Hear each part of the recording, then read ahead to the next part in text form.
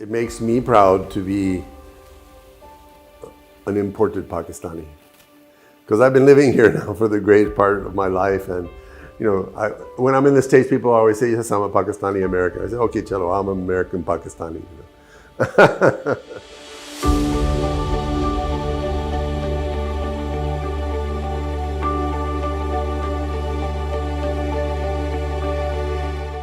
You're very intelligent, but if you had to sit in a classroom in China that was in full Chinese, you would be lost.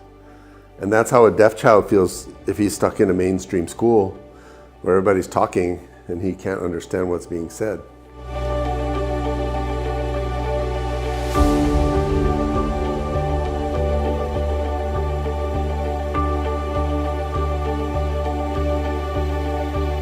But if you look at the deaf community, because they have no disability other than loss of hearing, there's no intellectual challenge there. And if we can give them education and training in their language, all things are possible. Sab cheez kar sakte, right?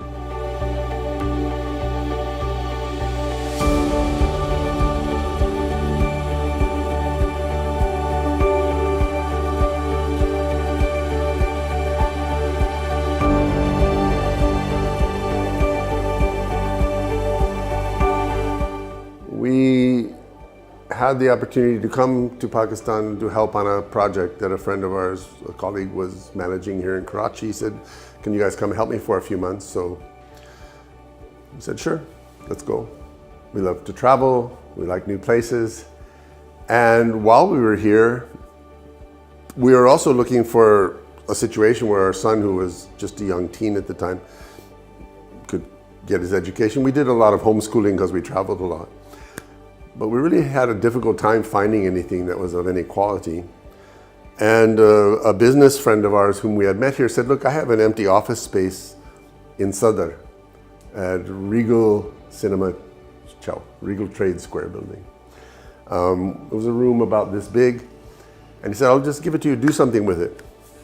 So there we started our very first Deaf Reach Center. Because we had met a number of deaf teenagers, and they all said, please teach us English, help us find a job. So sure, come on over. So on a daily basis, we would spend the afternoons there. We had about 15 or 20 young people. Then some families heard about this. Some families particularly that were based in Baldia town, which is a slum area, as you know, Kachi Abadi area. And, oh sir, hamare bache deaf, kya kare? I said, oh, I don't know, just bring them over, let's see. Oh, but we don't have any conveyance. So I asked this gentleman, and he put us in touch with a friend of his who sponsored a small van. And we were bringing a dozen children from Baldia town every day.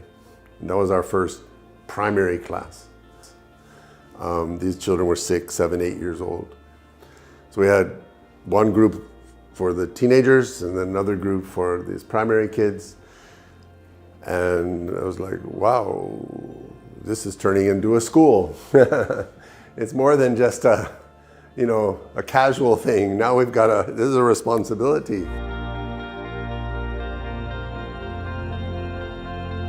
During COVID, school came to a halt. Not just for us, for everyone, right? And the biggest challenge was, how do we continue the children's education? It was almost a year and a half schools were closed. But for us, there was a secondary challenge that was even more important, was how do we help our children retain their language? Because when they're in school, they're in this full signing environment. When they're at home, the families hardly know sign language, just some basic signs. So they're very isolated. So we came up with this crazy idea, well, let's film the content of their classes, film the signers signing their classes, and we'll deliver it to them. And we thought, well, wait a minute, every kid's gonna need a laptop, we're gonna need a studio, we're gonna need the equipment, we're like, well, that's a mountain. But these are, again, the miracles of Pakistan. We found a donor who bought a laptop for each one of our students. Not a brand new one. You know those little IBM ThinkPads? We found them for $50 a piece in Lahore. But we gave one to each of our students.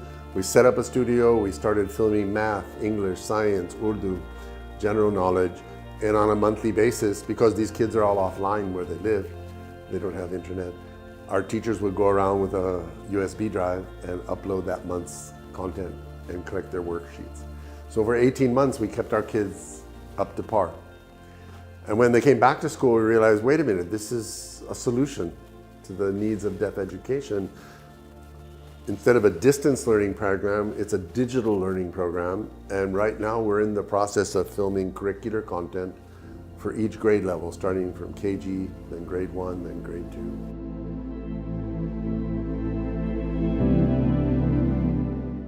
I think sometimes the greatest things that happen to us in life are something we could never even plan for or anticipate, which is basically what happened to me. Even though I was working in this sector, helping others, it turned out that my first child, who was, his name was Michael, was deaf. He contracted meningitis as a baby, which left him deafened. And that was a huge tragedy, if you will. I mean, as a young man, I was like very heartbroken and thought, oh my God, this is the end. What am I going to do? I have a child now with a handicap. But it was the things I learned caring for that child that in a sense has prepared me and my family for the work we're now doing. So I couldn't have planned that. And it wasn't some mission we chose. In fact, I pretty much was very discouraged and disheartened by the whole thing, even angry. I remember that time being very discouraged, and I was seeking some advice, and I knew this man who was, I trusted him, he was very godly. And he said, look, something like this can make you bitter or better. It's a choice you have to make. But I can tell you, if you make the right choice, the things that you learn taking care of this one child, one day can benefit many. So take it as a training program.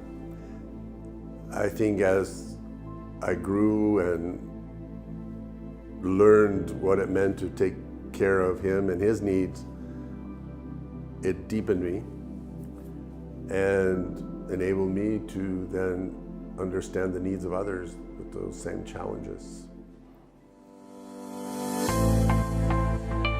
I'm really proud. I think what we've done is created a culture or an environment where people are very happy to work. They feel safe. They feel they're able to be creative and explore their gifts and talents. And so we have very little attrition, hardly any turnover unless someone gets married and their husband takes them on. Even then I said, no, we gain sons, we don't lose daughters. You went through the vocational department there, you saw some of the handicrafts that were made. The young woman who's managing that, her name is Maimuna. She was one of the first students from Baldia back in the day. She was like 6 years old. She's been with us all these years. She graduated the BA program. She's recently married to one of her fellow students who's working in the sign language department, and she's now working full-time managing the handicrafts, the Dastakhat department. And they just had a baby. So to me, that's an amazing story because this is full circle solution, from education to livelihood to marriage to building a family. And I think that's the kind of success that we want to be able to engender for all of our students. I mean, not everyone's going to have exactly that story. I'll tell you another story. Mrs. Rifat, who is the head of our KG department, I don't know if you saw our little guys there. She herself is deaf. She has 4 deaf sons.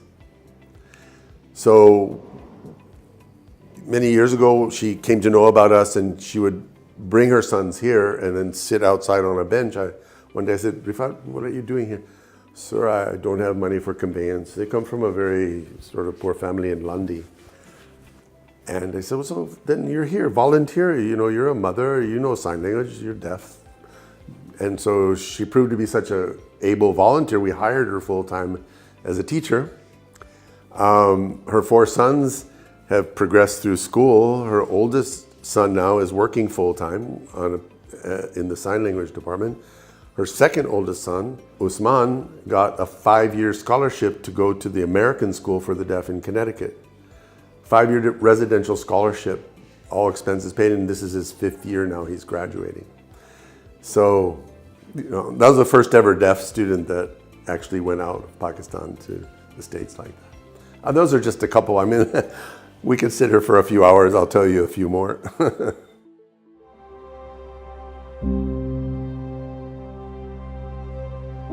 Deaf employees are very committed. They're very capable. They deliver at a level that a mainstream employee might do. And in the past few years, we've provided over 2,000 job placements. This is across industries, textile, pharma, service, food, KFC restaurants. You know, credit to KFC, Raza Pirbai, who is their CEO, he had the vision to be more inclusive, and he sort of paved the way for others to follow. Now there's 7, 8 deaf-run KFCs, and all their branches, not all, but many of them also employ deaf persons. So there's over 200 young people working in KFCs.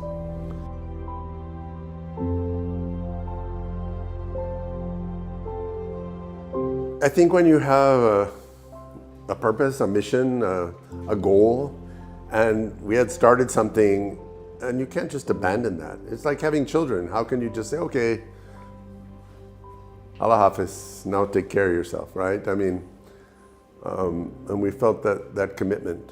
And in spite of the challenges, you know, Pakistan is an amazing place. Pakistani people are amazing people. Very warm, very receptive, very hospitable.